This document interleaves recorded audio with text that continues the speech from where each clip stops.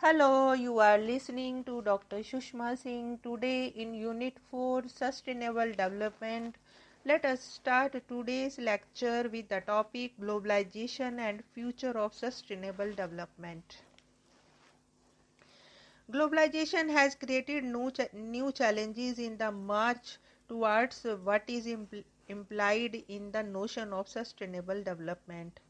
Martin Khor comments that the process of globalization linked to the liberalization has gained so much force that it has undermined and is undermining the sustainable development agenda, commerce, and the perceived need to remain competitive in a global market and to pamper and cater to the demands of companies and the rich have become the top priority of governments in the north and the same some in the south.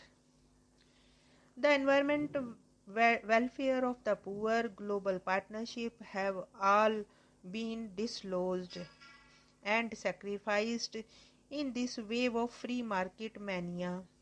The process of globalization is seen as an important reason for the failure of the Johannesburg summit.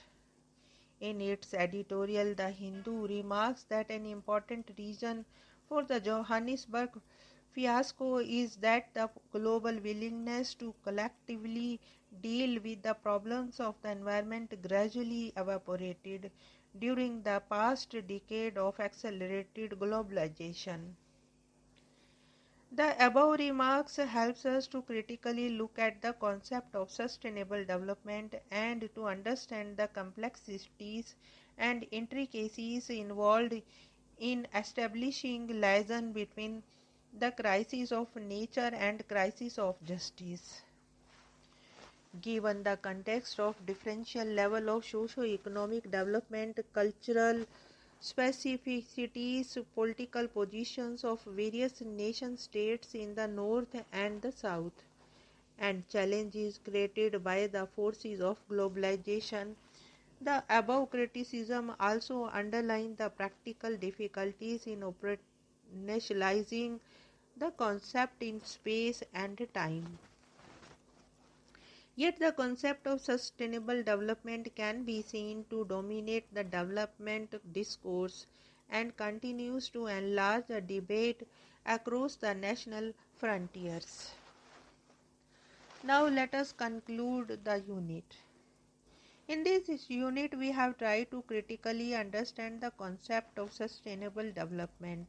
In the first section, we have noted that the alarming degradation of environment spawned by the Western economic growth model of the development characterized by the use of modern technology, rapid industrialization and urbanization provided the historical context that gave rise to the dichotomy of development versus environment.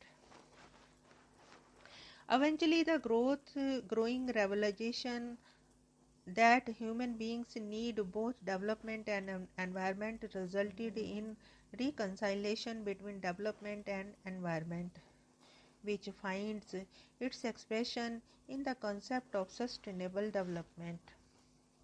In the second section, we have traced the genesis and evolution of the concept through a brief review of some of the prominent international events and documents, such as the Stockholm Conference 1972, Limits to Growth, the work of the Club of Rome 1972 to 1974.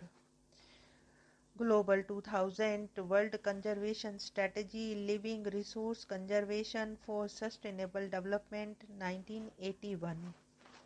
The report of WCED Our Common Future 1987. Rio Plus 5 held in New York in 1997 and WSSD held at Johannesburg in 2002 and brought out their contribution to the making of the concept of sustainable development. The third section was devoted to elaborate the concept of sustainable development in terms of its definition, meaning, requirements, policy objectives, and strategic measures as conceived, defined, and elaborated in the report Our Common Futures 1987. In the fourth section, we have noted that concept of sustainable development has been criticized on various grounds such as logical contradictions involved in the phrase and semantic ambivalence, its vagueness and ambiguity, doubts expressed as regard to its operational substance, and political motives. The process of globalization linked to the liberalization is viewed as detrimental to the realization of sustainable development agenda in future. Here we want to close our today's lecture as well as Unit 4. Thanks for listening.